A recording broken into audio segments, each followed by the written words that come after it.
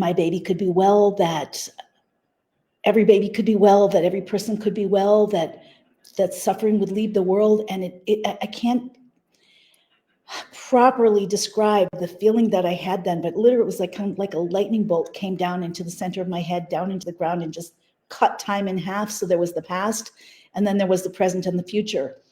And they call it a landmark event, a paradigm shift. I don't know what words to use, but I do believe that I was at the time imbued with something bigger than myself.